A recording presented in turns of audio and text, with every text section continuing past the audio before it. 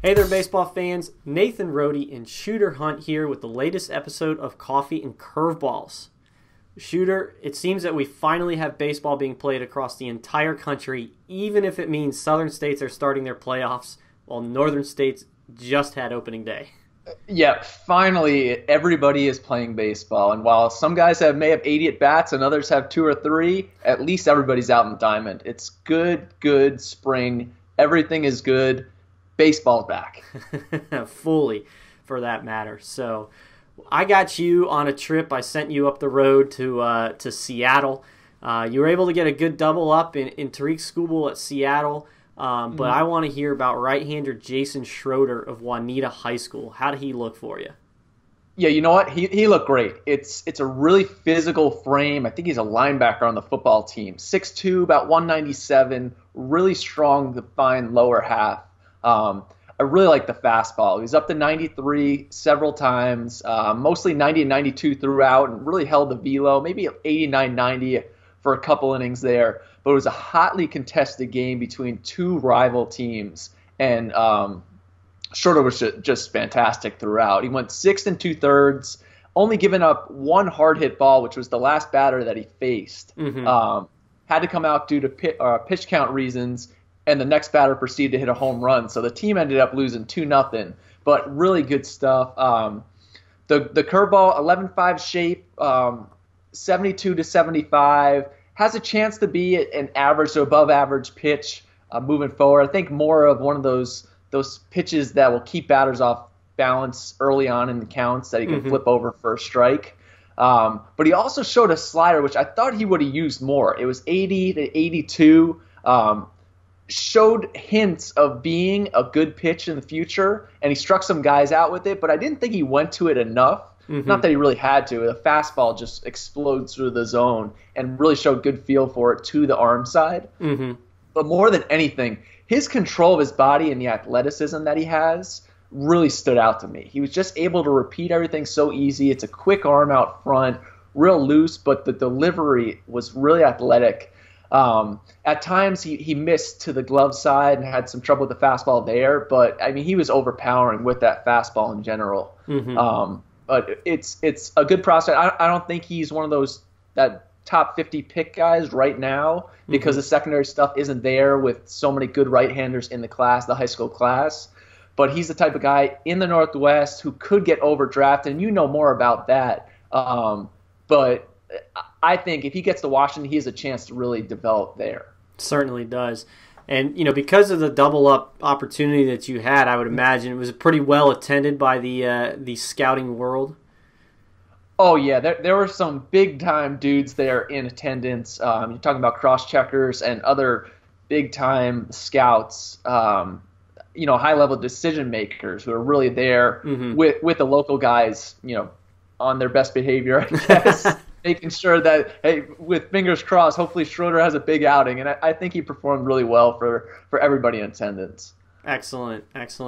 Well, speaking of other Northern arms with, a bright future, we've got an update on Stephen Hajjar, left-hander from Massachusetts, committed to not Minnesota, good Lord, Michigan. That would be a huge get for the Gophers. But no, he is committed to the Michigan Wolverines. He was a big standout for me at the area code games just because of the looseness and the athleticism to the frame, the delivery, and everything. The breaking ball, had some work to be done, but the fastball was there. But our New England guys, led by Dennis Healy up there, just turned in a report on him. He had a dominant start last week. Pitched just 4 innings, obviously still early in the season for them, so probably a pitch count thing, but 10 strikeouts in those 4 innings, just one hit allowed, no walks. He's 90 to 93, touched 94. The breaking ball sounds like it's getting better, but it's 80 to 83, so obviously there's some power to it.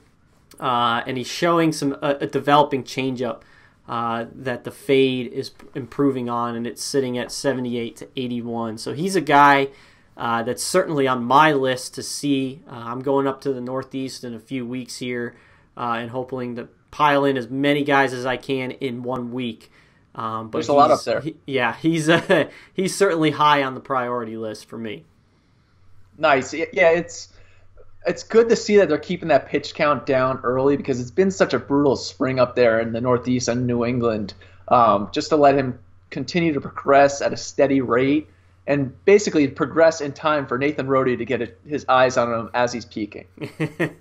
Exactly. You got to strike while the iron's hot when you're up there. So, but looking in the Midwest, at Wisconsin, they're barely getting started up there. I was on the phone with Steve Nielsen. He said, guys have barely played. He was talking about one prospect. He's had one game so far. So we'll definitely look at these guys a little bit more in depth in a few weeks and get Steve Nielsen on to talk about them when they've got a little bit more under their belt. But there's still some worthy notes here. I was talking to Steve about potential of guys up there maybe rising up draft boards early on, and he said Jared Kelenic is definitely arrow up, and I gave him a hard time saying arrow up. We got him the number two high school guy in the country. There's only so far he can move up, but it sounds like guys are really starting to like his center field defense. So there's a little bit more conviction there about him staying in that premium position as opposed to moving to right field. On top of that, we all know what he can do with the bat. He's a monster at the plate. So if you take that and couple it with the fact that he could stay in center field, you're talking about it's a completely different conversation at that point in my mind.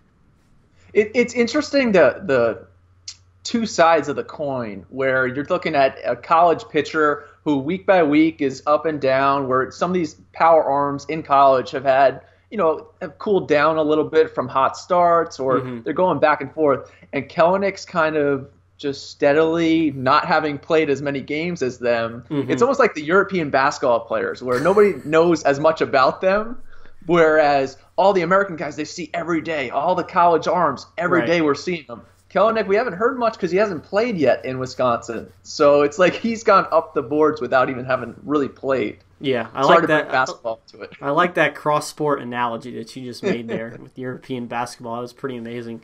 But Alex Binelas, also worth mentioning in Wisconsin. I was just at a game here in North Carolina and bumped into a national scout friend of mine who said he really liked Binelas, thought the swing was really good, which is what we've seen out of him. Looked really good at Super 60, big physical kid, left-handed hitter, but even with that physicality, he still runs pretty well. So it's not like he's just a big really masher at the plate, limited. In that regard. So it'll be interesting to see where not only Kelenic but also Binelas end up. But, it's a deep Wisconsin class this year. You got Jacob Campbell, a premium defender behind the plate, and Max Alba, a right-hander on the mound who's pretty athletic, is a quarterback, is going to UNC for baseball.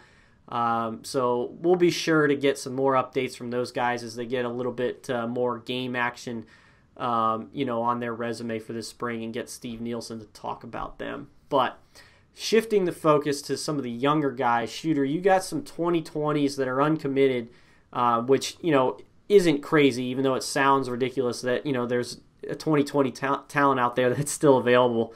But give us the rundown on some of these guys that remain uncommitted in the 2020 class that, have a bright future ahead of them.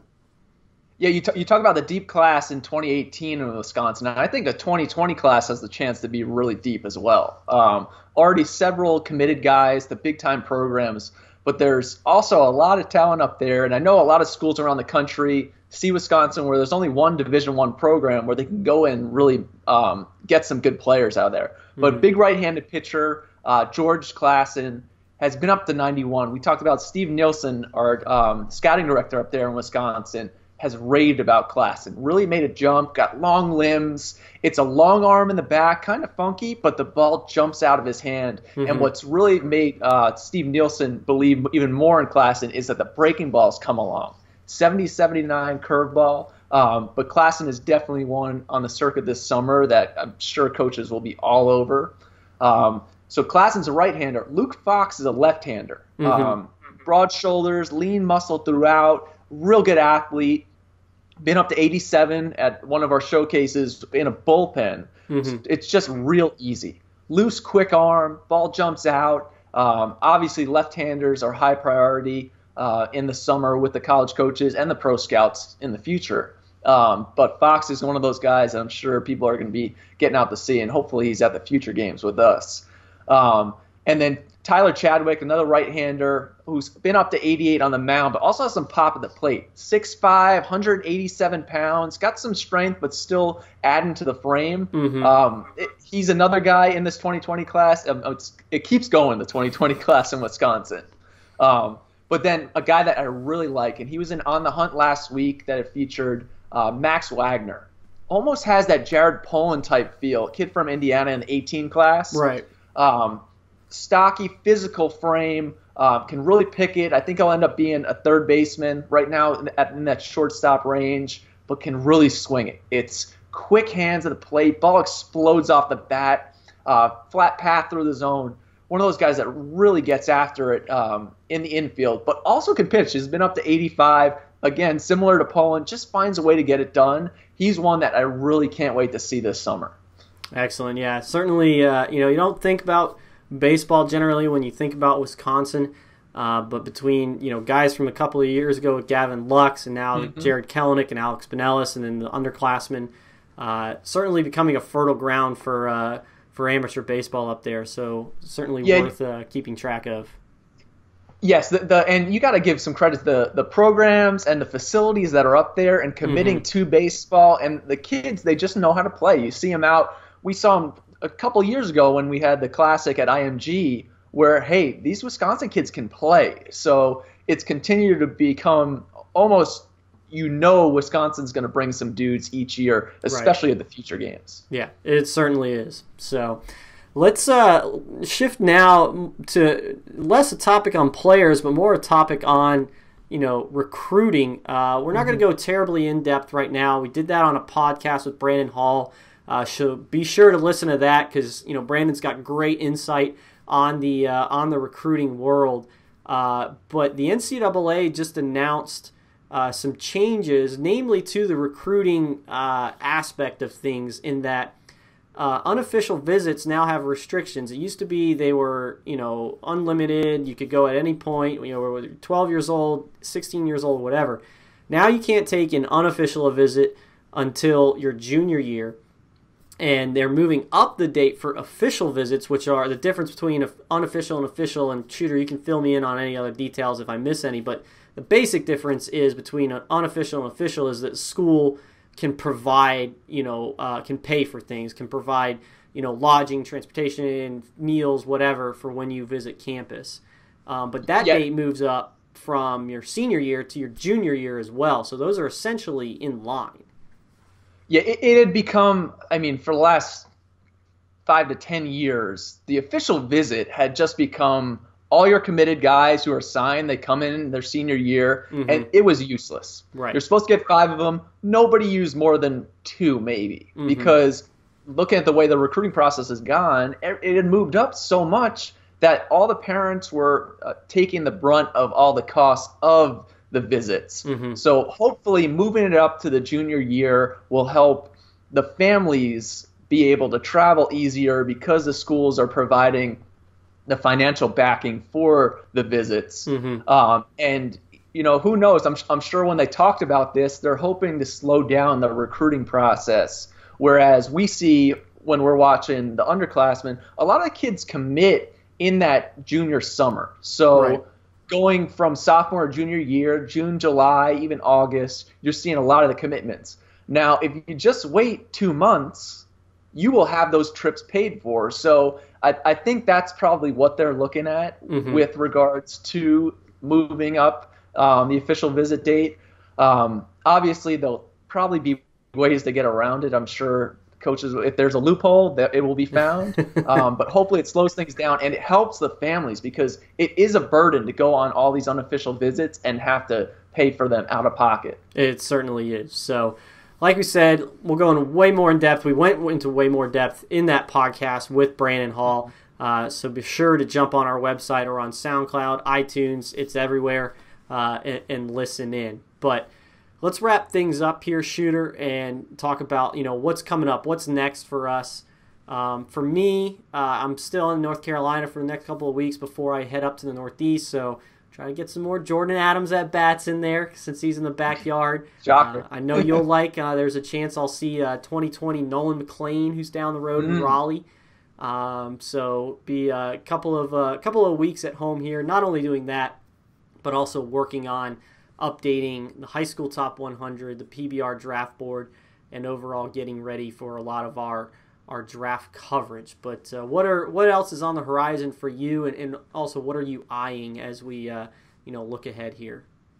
Well, this week I'm going to be actually heading over to see Oregon State play against University of Portland. Nick Madrigal, potential top 10 pick in the draft, is back after a wrist injury. That stacked lineup, I saw Trevor Larnach again had a huge weekend against in-state rival Oregon, so it's going to be good to see them in person. But I'm also going to be headed to the East Coast, hoping to catch some games in New York and New Jersey next week.